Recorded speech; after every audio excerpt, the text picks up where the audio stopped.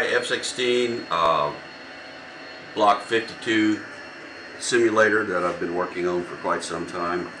The current model that you see here is built on a wooden facsimile shell, and all the components that are inside, many of which are actual F-16 components, which are impossibly difficult to actually get a hold of, and if you do, they cost an arm and a leg. That's why we call it unobtainium. This is the real throttle out of an F-16, the real joystick, and the real adjustable rudder pedals. And so as you see here, we're sitting here on the ground. If you pan up and take a look at the outside view here, we're looking down the runway. Our F-16, I've set the parking brake so we don't go rolling down the runway. And most of the stuff that you see here on the instrument panel, most of the instruments, the round instruments, the MFDs, the center pedestal display, the radar warning receiver, a lot of the lights in the system are actually functional, but I still have a long ways to go on this. If you come over here, you can see that the HUD panel, if I change this, you can see that the displays on the HUD is actually functional and changing exactly what we show on here. I think I still have a bug on this one. I'm not going from calibrated airspeed to true airspeed. I got to work on that. So it's a work in progress. It's taken me quite some time. You can see the front panel display here, the ICP integrated control panel. I can punch up COM1 here on the display, and you can see over here I can enter in a new frequency for COM1. I don't know, 3300. I think that's a good frequency, and you can see that I've changed the frequency on COM1, which is the UHF, to be 3300. Can you do that again? So I'm not sure what it was before, but we can go COM1 in 2956. I don't know, 2, and enter. And you can see I've changed it. A lot of times the F-16s will use a preset, so if you do COM1 instead of highlighting over here, let me see if I can do this. I can move. That's the transponder. Okay, now there's the preset. So if you're using preset frequencies, I can simply go in here and say, well, give me a preset number 3. Whoops. Let's back that one up. Let's see, here we go. Recall, okay, there's 3, and then hit enter. And so you can see that I've entered preset number 3 frequency into the radio. This is also where we change which steer point we want to select on our waypoints. And if you look over here, let me come around here. The MFD is currently displaying the HSDs. I probably could have used the cursor to do this, but let's expand out now to the 60-mile range. And so now if I take and change steer points, steer point 2, 3, you can see them highlighting the different steer points here in our flight plan that we're going to use. And go back to steer point 1 here. So most everything's functional. Like I said, up front here, still a long way to go. Interface some of the indicators to display, some of the other indicators over here, and some of the switches on the side. But in general, F-16 pilot is only going to have, once he gets the aircraft set up and ready to go fly, most all of his controls are going to be right here on the throttle, right up here, and on the aux panel, left aux panel over there. And that's about it. He really very seldom needs to reach down and use any of the controls that are on the left and right. So anyway, that's a simulator. All right, so again, that's the introduction to the simulator as it stands now, based on this wooden shell. I've recently had the fortune to obtain an actual nose section off of an F-16, which you can see over here. This is going to need to be restored. You can see it needs paint. a lot of tender loving care. I've got the seat rails and a lot of the various components that go into the F-16s, the trim side walls, lots of other small items. Here's where the seat rails will mount. Then I've had to do a back bulkhead rework. And then once all that's done, then it'll all be painted. It'll be primed in the original, the standard primer color, and then painted with the standard gray. Then I'll get decals and have those put on, the usual markings on the F-16. And then everything in the wooden tub will come over here, and the wooden tub will be sold.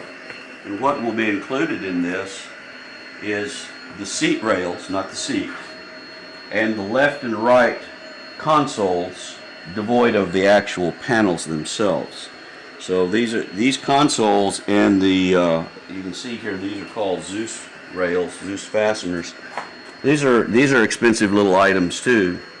So all of that plus a forward glare shield. Not this. This is the aft glare shield, but I've got a separate forward glare shield.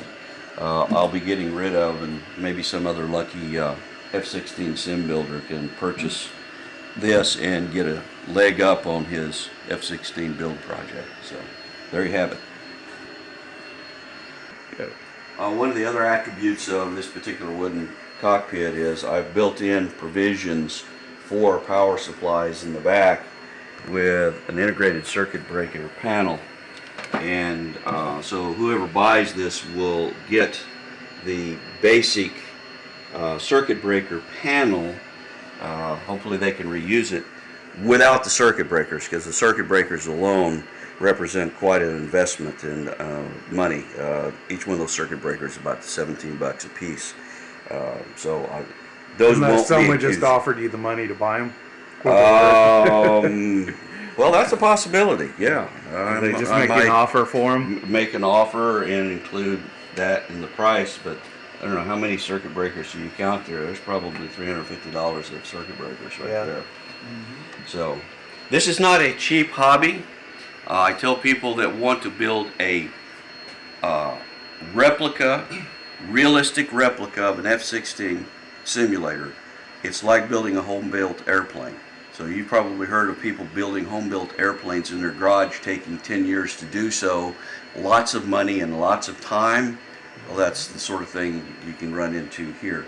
But the nice thing about just buying the wooden cockpit ready to go is that eliminates a lot of the mechanical work that people need to do to build up the shell of the cockpit. So hopefully there'll be a buyer for it.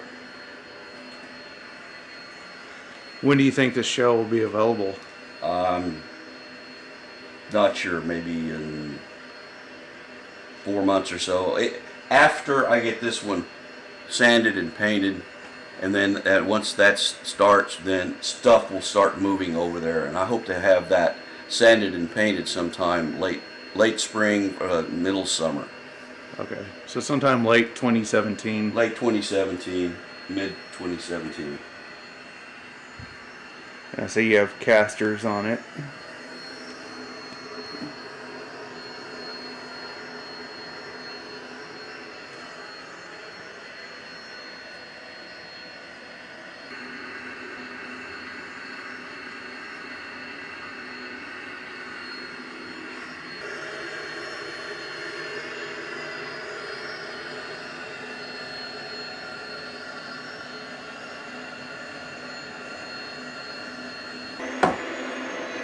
Okay, so here's what we're going to do.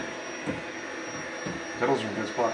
Okay, we're going to take off. You notice you're about heading south here, 180. So we're going to head out, come back around, and head to the north. Climb to about 20,000 feet. We'll get the radar going.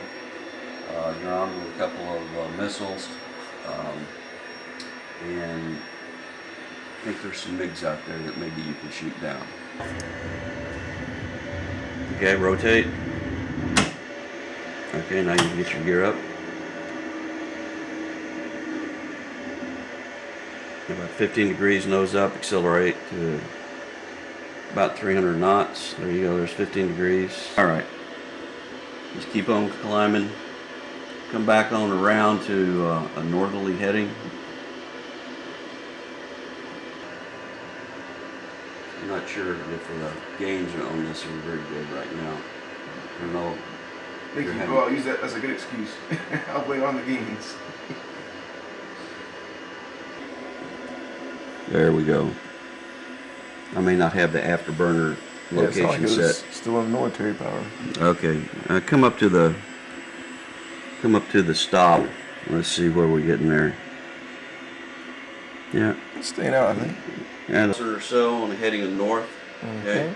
Let's start looking over here at our radar and see if we start picking up anything. Got a little something. Go down. That's 80. Oh, there's the target out there. Okay, so kind of move it up to where you saw him. There you go. Now, with your right thumb, target designate him by pushing up right here. Once you get the cursor on him, yeah, put the cursor on him. The hat switch? No, right there.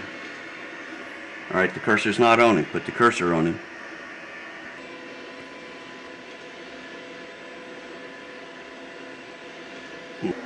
There you go. Now you've got him locked up. All right. All right, master arm. We're armed. Okay. Let's go to air to air. Air move. Okay.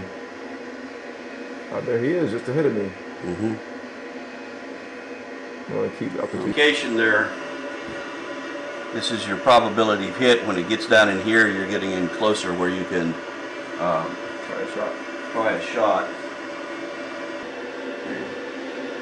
This says SMS. Sweet, I can check. So yeah, well, you've got two. These are AMRAAMs. Okay. All right. You're starting to get. All right. So you're getting pretty close. Let's go ahead and hit the pickle switch. You want to hold it down and release that weapon. All right. There you go. You get a good cue. There you go. Missile away. Fox 2. That's another one right up here. I'm pretty sure. Something. I don't see anything in the radar though. That's the one I had locked. That's the, Fire again. oh, there he goes. Look at that.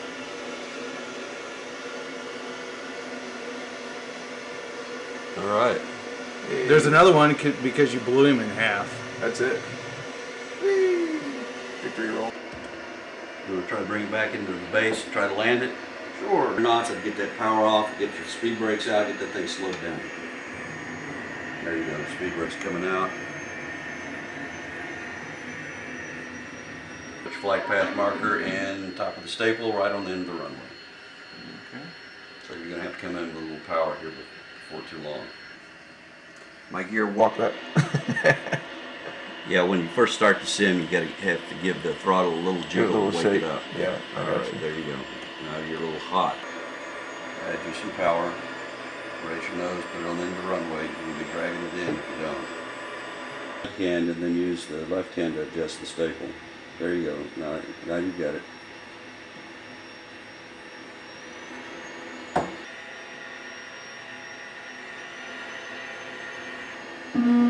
It's slow on me. I'll put it through the fence, but it's all right. Nose wheel steering, right little end, right finger. You remember where that is? Yeah, got it. Whoa. Okay. Bouncy. Pinky lever all the way in. Lift it way up. There you go. You hear the engine spooling down. Uh-huh.